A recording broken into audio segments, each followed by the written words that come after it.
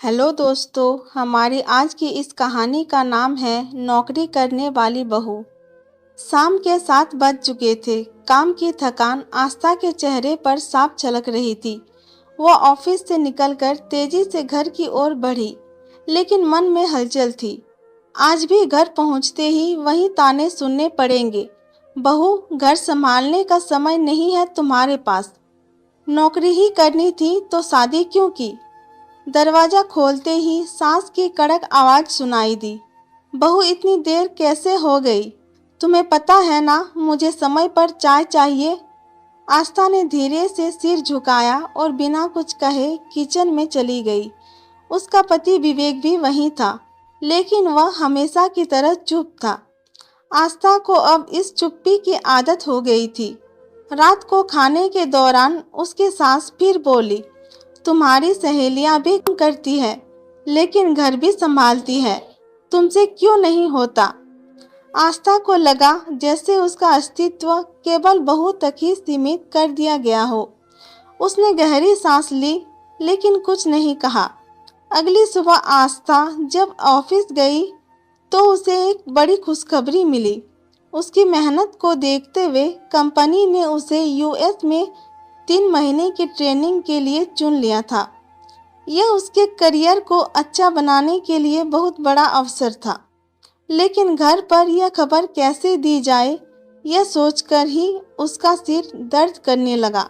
शाम को जब उसने घर आकर विवेक को यह बात बताई तो वह खुश तो हुआ, लेकिन तुरंत बोला, मम्मी को यह कैसे समझाएंगे। आस्था ने ठान लिया था कि अब वह अपनी जिंदगी के फैसले खुद लेगी।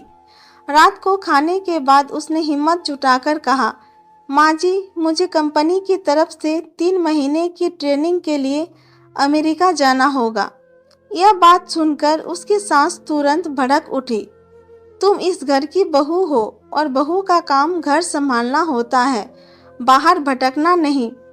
तब विवेक ने हिम्मत जुटाकर बोला, माँ, यह आस्था के करियर के लिए बहुत जरूरी है। लेकिन सास का गुस्सा कम नहीं हुआ। वह बोली, हमारे घर की बहू ऐसे अकेले बाहर रहेगी तो लोग क्या कहेंगे। अगर तुम्हें इतनी ही आज़ादी चाहिए तो हमें वृद्धाश्रम भेज दो।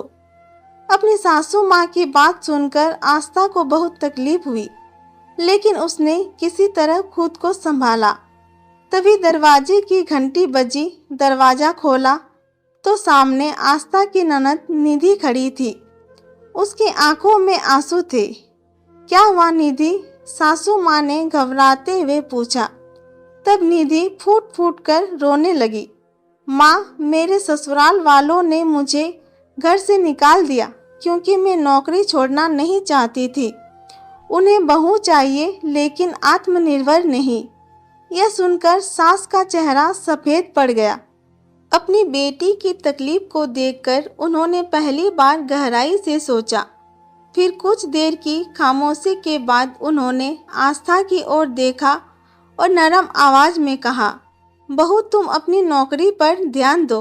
हमने तुम्हारी मेहनत की कदर नहीं की। 3 महीने का समय जल्द ही बीत जाएगा। तुम्हें जाना चाहिए। अपनी सास की बात सुनकर आस्था की आंखों में आंसू आ गए, क्योंकि पहली बार उसकी सास ने उसे समझा। अमेरिका में 3 महीने बीत गए और इस दौरान आस्था अपने काम में शानदार प्रदर्शन किया। कंपनी ने उसे एक और प्रमोशन दिया और अब उसे पूरे विभाग की जिम्मेदारी मिल गई। जब वह वापस घर आई तो उसकी सास ने पहली बार उसे गले लगाकर स्वागत किया और बोली, बहू, मुझे माफ कर दो। अब मुझे समझ आ गया कि तुम्हारी मेहनत सिर्फ तुम्हारे लिए नहीं, बल्कि पूरे परिवार के लिए है। हमें तुम पर गर्व है। सासू माँ की बात सुनकर आस्था भावुक हो गई। उसने महसूस किया कि धीरे धीरे ही सही, लेकिन समाज बदल रहा है और शायद उसकी यह छोटी सी जीत कई और बहुओं के लिए एक नई उम्मीद बन सकती है। दोस्तों, अगर स्टोरी पसंद आया तो लाइक कीजिए, शेयर कीजिए एंड हमारे चैनल को सब्सक्राइब जरूर कीजिए। Thank you.